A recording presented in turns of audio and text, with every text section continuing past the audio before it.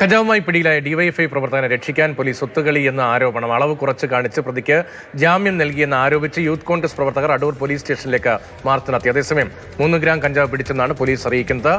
കോമുകൾ സ്വദേശി മുഹമ്മദ് സബീറാണ് പിടിയിലായത്.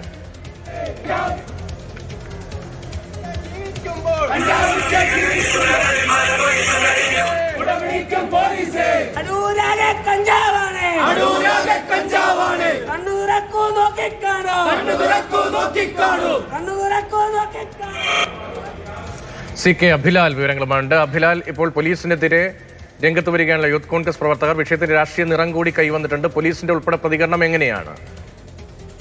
മുഹമ്മദ് ഷബീറിനെ അടൂർ നെല്ലിമുകളിലെ വീടിന് സമീപത്തു നിന്ന് ഇന്നലെ രാത്രിയാണ് പിടികൂടിയത്. കൈവശം 3 ഗ്രാം കഞ്ചാവ് ഉണ്ടായിരുന്നു എന്നുള്ളതാണ് പോലീസിന്റെ FIR-ൽ പറയുന്നത്.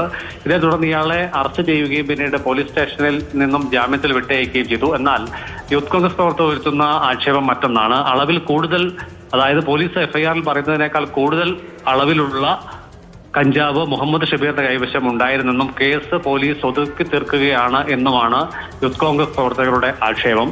ഇതേ തുടർന്നാണ് അവർ പ്രതിഷേധവുമായി അടൂർ സ്റ്റേഷനിലേക്ക് എത്തിയത്. അതേസമയം തന്നെ ഏതാനും ദിവസം മുൻപ് യൂത്ത് കോൺഗ്രസിന്റെ പ്രതിഷേധത്തിന് ബദലായി ഡിവൈഎഫ്ഐ പ്രവർത്തകർ അടൂരിൽ നടത്തിയ പ്രതിഷേധത്തിനിടെ കോൺഗ്രസിന്റെ കൊടിമരം അടക്കം നശിപ്പിച്ച ആൾ കൂടിയാണ് മുഹമ്മദ് ഷബീർ. ഇതിന്റെ വീഡിയോസ് അടക്കം അദ്ദേഹം സ്വന്തം മൊബൈൽ ഫോണിൽ വാട്സപ്പിന്റെ സ്റ്റാറ്റസ് ആക്കി മാറ്റുകയും ചെയ്തിരുന്നു.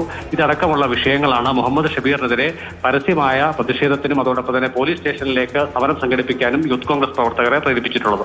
വിഷയത്തിന് രാഷ്ട്രീയമായ നിറം കൂടി കൈവന്നിരിക്കുന്നു. CK അഭിലാലാണ് ഈ വിവരങ്ങൾ പത്തനംതിട്ടയിൽ നിന്ന് നൽകിയത്.